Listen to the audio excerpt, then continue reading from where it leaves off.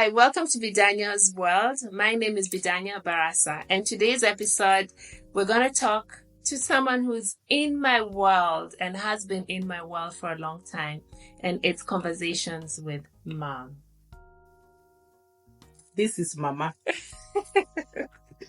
Mama, welcome to my podcast. I know it's been quite a while, and this is something you wanted me to be doing. Or is this something you really wanted me to be doing? But I know we spoke about it at one time. Yes, I wanted you to do. However, I thought about it again. When did the children start asking their mothers questions? You know, when I was growing up, children were to be seen and not heard. But you want to ask me questions? I'm here. I'll give you the audience. And these are conversations, or these are questions I at times do have, and it would be nice for also you to share, especially you being in my world, and also for my audience to know more about me through you. Okay. So, first question, as a child, how was I as a kid? As a child, let me start from the time when I gave birth to you. When you were young, little, you used to cry at night. You used to cry. During the day, you'll chill out to be in a but at night, in the evening, you really cried. And you know what happened? Is that at that particular time I was at the university. I gave you when I was doing my third year at the university. And when I just want to read, to study, that's when you wake up. You want to play, or that's when you're crying. But during the day, you are good. That's what you are. But you have always been a chilled child. After that, very quiet, very giving. People would ask you things and you just give. Even if I had an expensive my money, even a handbag, if people say they wanted, they ask you, just go and give them. You have always been a giver. And even now, you're still a giver. So another question, did I turn out to be who you envisioned? Especially when I understand when mothers to be are pregnant, there's quite a lot of feelings that a mother has, towards the child. And I read somewhere whereby they say that it's important for us, especially if you're pregnant or as a mother, to pray for the child, because most of the time mothers pray for the physical well-being of the child, but not the spiritual well-being of the child, because you have to pray for that also. Is that something that you did? Or... Yes. And it's true, actually. I didn't pray for your spiritual. I wanted you to be tall, elegant, a model. And there was this girl who used to be in the same bus when I was going to school. She was so pretty, dark, but she was short. I used to say, wow, if only I can give birth to a child like this one, pretty and nice. Although you turned out to be very tall. And you are pretty. And of course, you know where you got that prettiness from, your mother, myself here. So you didn't pray about the spiritual No, aspect? I didn't. I don't want to tell lies. And I think that is something that mothers need to do. Don't just talk and don't just pray, I want my kid to be handsome, beautiful, tall, pretty. Also pray you want them to be fearful in God, to be kind. Also you protect them also with God, and I think that is something, because it's important. I agree, honestly, it's true.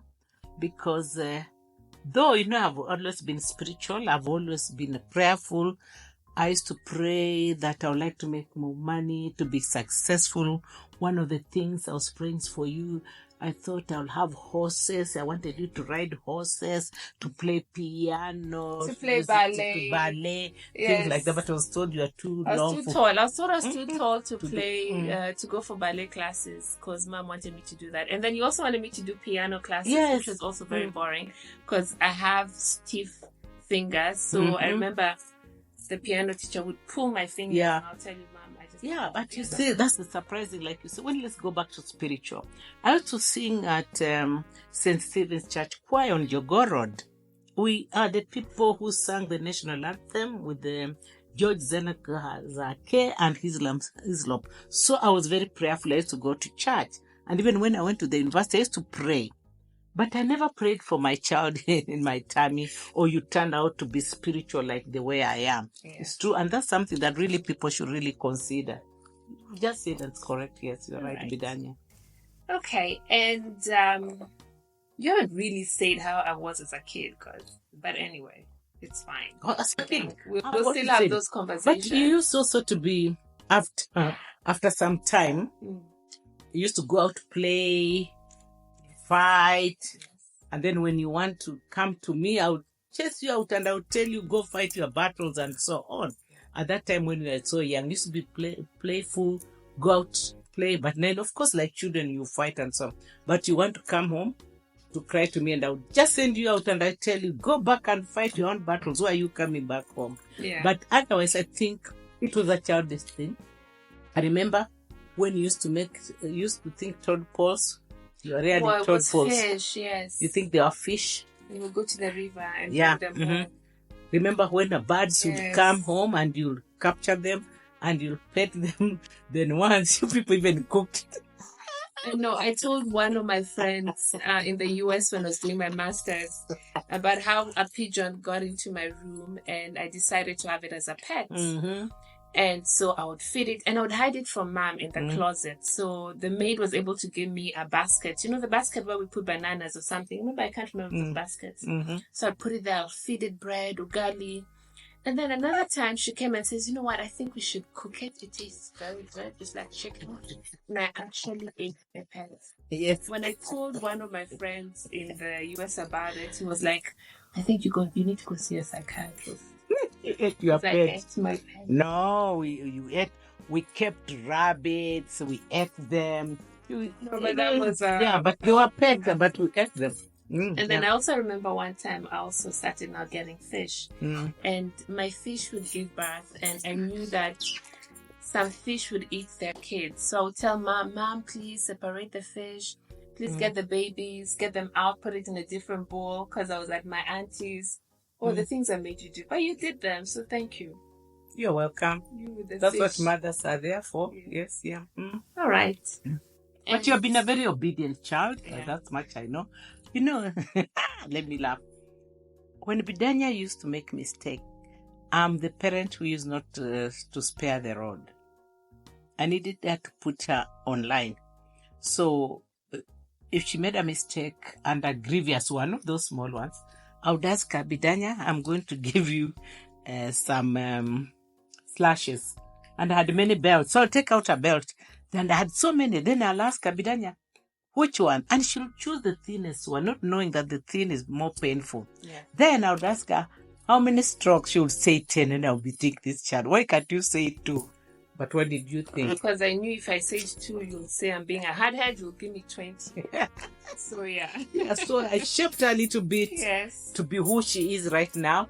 I remember Bidanya, I used to make you do things and you didn't like. Now, if you talk about your childhood, one thing you hated and you still hate today is to wash dishes. Yeah, I hate washing dishes. But you love cooking. Tell me to cook, but to wash dishes. No. So, what I used to do is that, remember, every break or during the holidays, I would make you do one thing. I'd make you do chores. There's a holiday, you'll dust the house. You iron, you'll wash, you'll make the beds. And you used to be a good cook. You didn't mind. The one thing you didn't like was doing that. And some, I don't know if you used to bribe those house girls and they helped you when I'd gone away to work. No, I don't know how to bribe, you know me. Okay, good girl. So she would do it. So Bidanya has become so independent that sometimes I wonder, where did the independence come from? I sometimes get so upset and then she tells, but mom, it came from you. Because although as a single child, I never gave her a chance to spoil her. I never spoiled her. And if she asked me sometimes for a gift, I'll ask her to give me 10 reasons why I should buy her. Then when I read those ones I see, I tell number 5 is like number 10, or it's like number 8, number 3 is like so. So before before I gave her, she had to work for whatever she wanted. She just didn't get it free, though as a single child. Because I used to think, what about if something happens to me and you have to be on your own and you moved with uncles or aunties' houses? You need to be independent. And that's why I made you wash clothes, clean dishes, clean the house, and cook. And by the way, pay for utility bills. When I first got my first employment, you made and me that's pay. why, And when you started working, I just didn't let Bidanya get scot-free. I gave you some bills to pay. What were they, if you remember? I don't know, there was electricity at one time. And then water. There was water. And some then food. I'll do some shopping for the house. Yes, some and then when I got my pet, which you weren't so happy about, I got a beautiful dog. And I had to pay for vet services, cleaning services. It would fall sick, I'll take it to the vet. Yes. It was me to pay off. So, yeah, but it's a good learning. It was good. I needed to make you independent and to know that nothing comes for free and you have to work for each and everything you earn, you work for. Yeah. I just didn't want you to be spoiled. Because you're a child of a single mother, and you have a free roof, free food, and so on. Don't you thank me? You say I'm curly, difficult. Don't you thank me for having done that to you? Yeah. See how you have turned out to be very independent, very dependable. Yes, thank you. Yes. So, Mom, how is it working with me at Top Image Africa? You know very well, when you started working with me a few years ago, I just used to look at you and I say, what is this child telling me? Although we had agreed that I take you to school to the US so that when you come back, you get a better education there. Not that there's no good education here because I'm educated here, but I just thought that to give you another level, so I sent you to the US so that when you come back home, you take care of the company. But that did not happen immediately when you came back. So you used to give me ideas, and since I've been in business for a long time, I thought that those ideas would not go through. So I would shoot them down. And because of that, you left me and went to go work for some other companies. I went to McCann Erickson. And I said, okay, it's okay if she can't. And that's why when employees leave me, I don't feel it. If my own child whom I've educated, I've taken to the US, paid so many dollars to do her master's, she comes home and then she leaves my company to go and work for somewhere else, so be it. And yet, in fact, they were even paying you 50. So they were paying me less. Half what I used to pay. Half of what Mama used to pay me. But I just felt that I was going to get more experience. And like you said, you weren't listening to me. You were thinking, I'm a child, what do I know? And my ideas were just out of the box. You thought, oh, crazy. So from that, I went to McCann Erickson. Then I went to Nestle Foods. Then I went to Tetra Pak.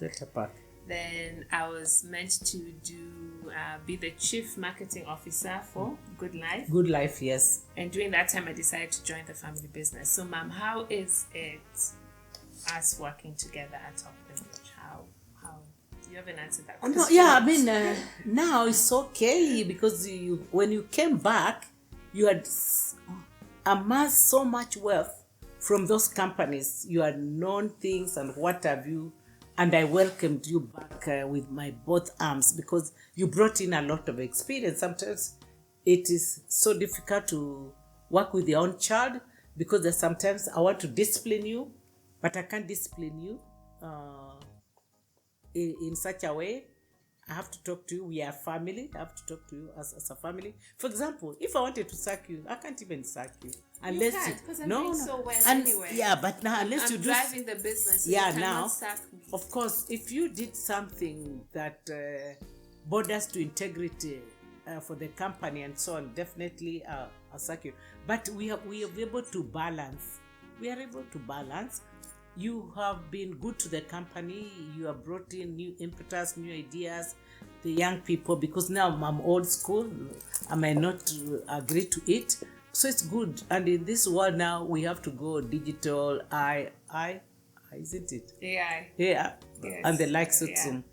But for me, I cannot say it has been that very difficult, really. You have been very supportive.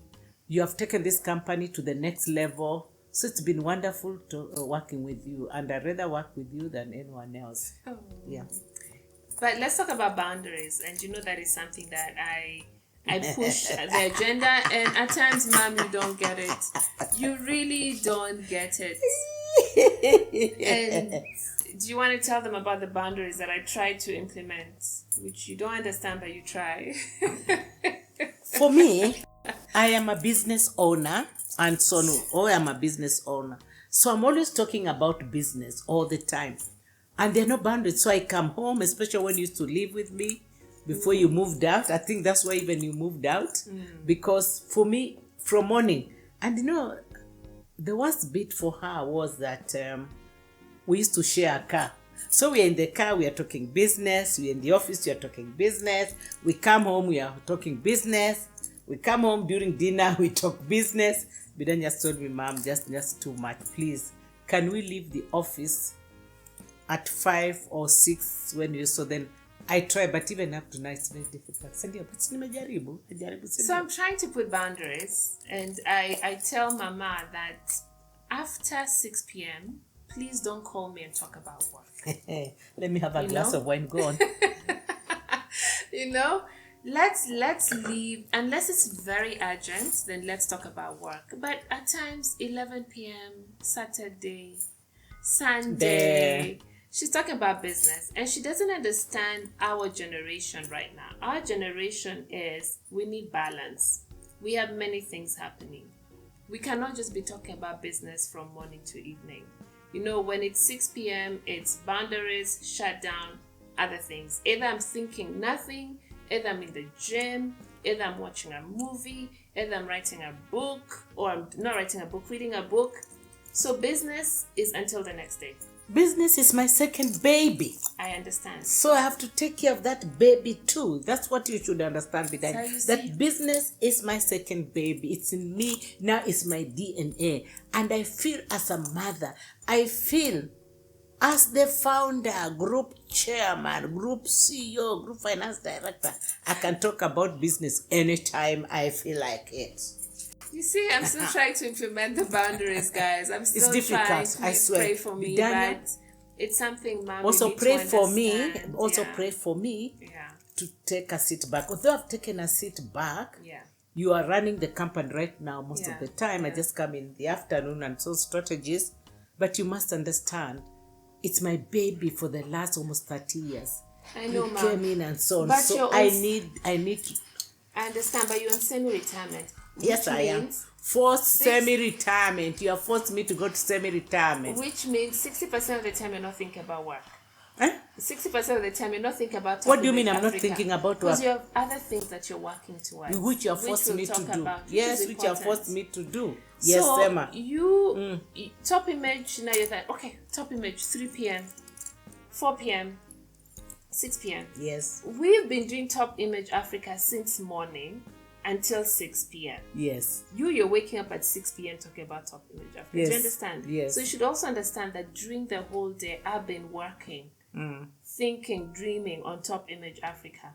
Both clients, both employees. So by 6, I need that shutdown. You're waking up at 6 p.m. Sasa huyu ananisomea maninini sasa. Huyu mtoi ananisomea maniaje sasa. So those are the boundaries. But I know you're trying. At times you call me and I can I can told know. you something, but let me not say. I do not. Okay, continue. Okay, so go on. It's my podcast. Okay, yes, you're my it's guest. yours. Okay, Mama. I'm a guest. You're my guest. Let me behave. Viewers have been told I'm a guest. Am I allowed to have viewers a glass of wine? Let me have one. So boundaries. So we're still working on boundaries, but Mama, you're doing well. Okay, thank you. Thank you for the encouragement. I'll try to remember boundaries. So how would you describe our relationship, Mama? Oh, our relationship is good. We are like girlfriends. We are girlfriends, really. Our relationship is good. But one thing I should also say, I think, I'm not saying this for the benefit of you. Have been a good child. You respect me. You have never, no matter how much I've annoyed you, have you ever answered back? So when I do, and I can be very unreasonable. I can be a very reasonable person. You just go to your room and you cry and so on. That was before, not now. Yeah, but now, that's why those that's what how it's in your nature. So even now, when I'm mad and so on, you tell people, hey, today she's not in a good mood, leave her alone. So I go, I cool down, then you come and ask, Mommy, what is wrong? I'm like, what's wrong? Then we talk. Yeah. You never answer back or fault me in things like that, or do something like that. That's been our relationship. But we are good friends, I can Yes, say. we are. But still, there's some places I have to have mother-daughter boundaries. I know. Yeah. I know. Yeah. Yes, but I bet it's true. We are. We We're are good friends. We are and good thank friends. God. Mm. We thank God. We can travel together. We Yes, can go talk. dancing together. Mm-hmm. Enjoy Yes, together. Yes, so it's true. Seek advice from each other, Yeah. things like those ones. Yeah. Next question. What's your favorite thing about me? And say you have many, not just one. Of course, I have so many. What's your favorite? I like you. I love you because you are different from me. And you bring that balance. And that's why some of our clients says, you are the good cop, I'm the bad cop. So you bring that balance. And so that's what I like about you. You bring me down to earth. And remember, even for many years, sometimes when I go shopping with you, even in the supermarket, and I want to buy things, you tell Mom, you don't need that. And I would say, this is my money. Am I now the parent? And now you are the parent. Mom, you don't need that. And so you bring that balance to me. And the thing is that sometimes, I can be very hard. I can be very volatile, and I don't apologize because that's in my character. You calm me down. You really calm me So down. that's the most And favorite part about you, Okay. reason you wait until I've cooled down. You just don't answer to me or tell me now, because that time I'm very upset and I might throw you out. Yeah. So you wait when I've cooled down. Then you say, Mommy, what's wrong? Yeah. Can we talk about it? That's what I like about you. Yeah. I'm your cooling sister. Yes, madam. And what was the other question? I'm thinking. Think. I'm ready. I told you long time ago we not allow children to ask us questions. Are you proud of me, and why? Of course, I'm very proud of you. You have turned out to be what I always dreamed of. Yeah. Elegant, tall, but mostly your morals. That the morals I pass on you when you were young. I took to Bidanya to church at a very young stage, because I went to church at a very young stage. And those values, the morals and values, you have taken them in, and I think you have appreciated those values, and you are continuing with those values. That's one of the things I like, that your values. And these days, and being also very prayerful, because we are a very prayerful family. I must confess, I don't read my Bible as I used to do, but you read the Bible more than I do. Yes. Because I feel that I've read the Bible from begin to end, I understand, and so on. So I need just to listen to preachers and other things, and I don't read my Bible anymore, maybe which I should. Yeah, but you read the Bible more than I do. Yeah, but I'm as prayerful. Yes. As a mother, I pray morning and evening. Yeah. I'm sure my viewers would like to know, my listeners, is how do you spend your free time? If we're not talking about top image, what are you doing? What do you like doing? Okay. I love to meet my friends. I like entertaining home. And I just like to meet my friends because they balance me, and they a very 2 or 3 weeks I've not seen friends. I just like laughing and enjoy life and get those endorphins coming up. I like to meet my friends, that. Yeah. I like to meet my friends, and I also like inviting people home to entertain. But other free times when I'm at home, I read. I read quite a lot. Books, hard book, and also on the internet, TED Talks and the likes. And you started doing exercises because of course I do the exercise. Because of who? Because of you, but I used to do exercise long time ago. Remember? Yeah, I used to do exercise. Stopped, I stopped, and with my back operation that affected a foot drop on my foot, I had to take it slow. But I do exercises. But now you've started. Now I've started more focused on those exercises than before. But my free time, honestly, I like to meet my friends. We talk, we chat, we laugh, have a glass of wine. May I have a sip now? Yes, that's true. Yeah, and now I want to start knitting because they say it's good for me. Yeah. All right, Mama. And now this is another interesting story that will be of value to my listeners, and it's really about you. Tell us more how you grew up and what made you become who you are today. I grew up in Eastlands, in an estate called Maringo. We called Marish or Yongo. It was a middle class place when we were growing up in the 1960s or what have you. I played netball, I sang in the church, I sang in the choir, I acted. I think I got that from you, yeah? Because even I did all kinds of activities. So I did that. Yeah. I watched those movies. They used to come on Sundays as a family and so on. I read, but I've always been a big dreamer. I was very active. I was very active, but there's one thing that made me ambitious and be who I am today. I wanted to make money. I wanted to be rich. I wanted to have nice things and so on. So when we were growing up in Maringo, we were neighbors of the Odedes. Odede is the father of Pamela Mboya. We all know who is Tom Mboya is. So she came from America and she was marrying the man. And she came home in our estate in Maringo with a Volkswagen. I'll never forget, it's yellow Volkswagen. And I said to myself, I would like when I grow up, I'll drive a Volkswagen. Of course, today now it's different, the new Volkswagen and so on. And then the sister called Margaret, Janet, there were small girls, the wedding. We saw the wedding coming from there. And I wanted to be like her. And my mother told me, if you want to be like that lady, read hard, go to school, do your university, then you'll be as good as her. I met her once and I told her and she was so tickled.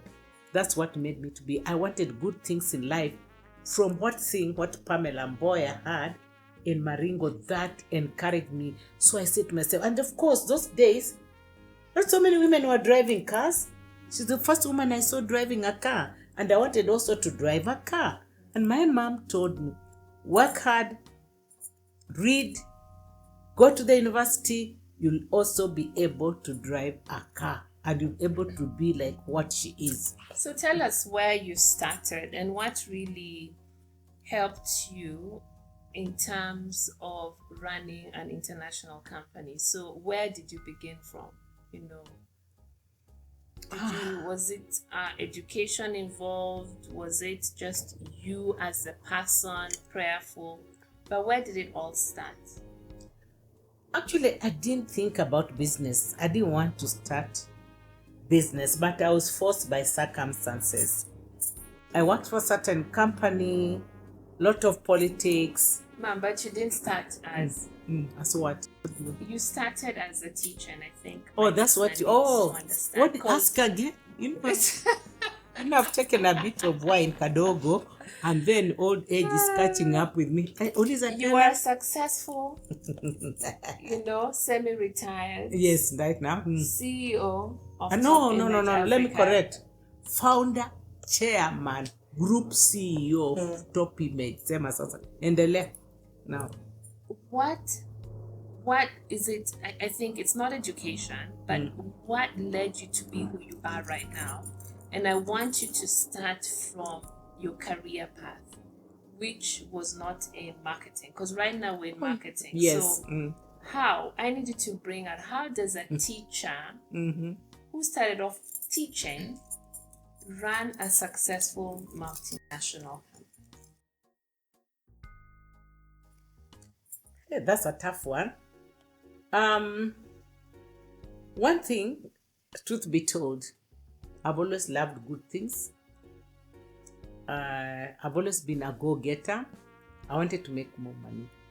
So I knew with the teaching, I cannot make as much money as I do. Tell us about more of your teaching. Where was it? No, of course. I was the first African lady teacher to teach at Lenana School. That was 1978, 79, and etc. I was not satisfied with that. My first salary was, I'll never forget, 2,020 shillings. But I had a school accommodation and the likes and so on. That's where I started my teaching. But I was very ambitious.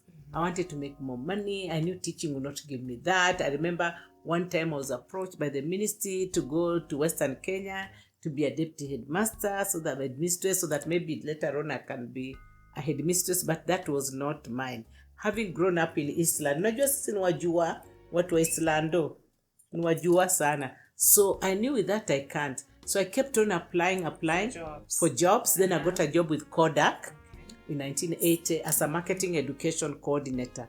That's where my journey started. They trained me. Then I went to the university to get a diploma in marketing, because I said I just can't leave education and get to marketing without having a diploma or knowledge. And so that's where it started. And then I kept on rising the ranks and ranks. And then I kept on. Okay, talk about those ranks. So from Kodak, was it Kodak? Okay, I was in Kodak.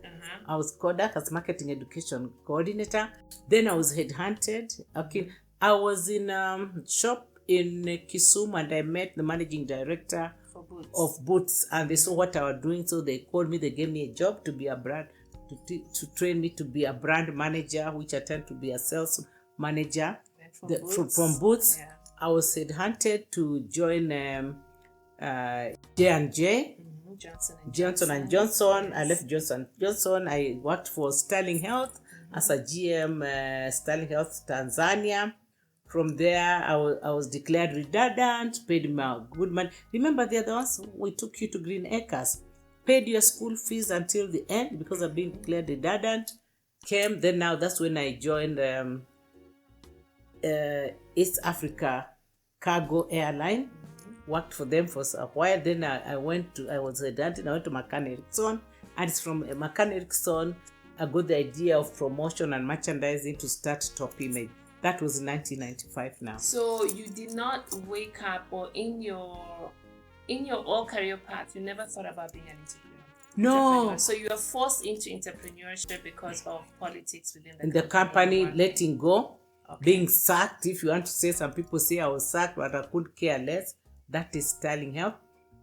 But all the time, even when I was at Boots, my colleagues and everybody used to tell me, Jennifer, you have the gab of the language, you can run your own business. But I didn't want to run a business. I didn't want to do that because I had a company car. You're comfortable. I was comfortable. Yes. I didn't want, but they used to tell me, Jennifer, you can run a business. And when I left McCann and started Top Image, and I called on doors, all my colleagues supported me. So all of them, because they knew I could. I was forced in circumstances to get it with, but also McCann Erickson gave me a chance to see what was lacking in the market, what was in the gap.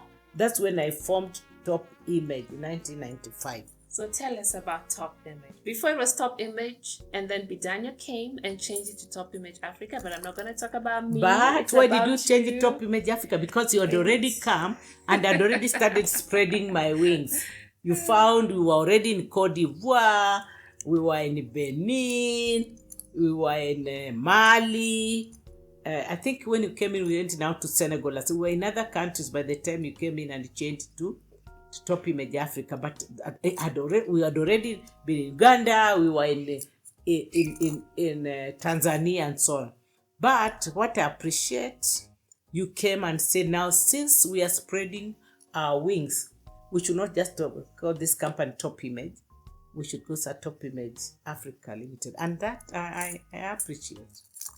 Yeah. The question is... Yeah. Oh, I didn't answer the question. No. Okay. How did you start Top Image? I just brought the element of Top Image Africa because I wanted to put myself in there, but it's okay. You've already told them that... Remember how I started Top Image from the sitting room of my house, and you're going to the university and all that thing. So that I was forced... I think reached a time I said, for how long am I going to be working for these multinational companies and people and so on? And I saw a gap in the market. That's when I started what's called a merchandising agency or a promotion agency. So I was forced by circumstances, because that time I didn't have a job and I didn't want to go looking for a job. I said, why can't I start my business? And my friends had told me, people like Sue Omanga, who were the first people to support me. People like Peter Wanjama, who was my boss at Boots, but was working at at AABL, Jen Odhiambo, and Kenny Kiara Total, and many, all people I worked with really supported me because they believed, they said, if Jennifer can come, we know she's a good worker, she delivers. If we give her this job, she'll be able to deliver. That's how I started, just from the sitting room of my house, and Top Image just grew. And before you had a partner, and then later on you Yeah, I just saw that. In fact, what happened, that partnership was different. It was a different company called Feedback, but she was not really interested in running that business. So I broke up from that company now to start my own agency, and that's where we are right now. And that's it. Conversations with Mom. You'll be seeing Mom quite often because she's part of my world. But thank you, Mama, for gracing the occasion. And it's been my pleasure. Thank you. Talking to you. Thank you. Yeah, you're welcome. These days, it's okay. A long time ago, we did not allow children to ask us questions. Children were to be seen and not to be heard. Bye, everybody.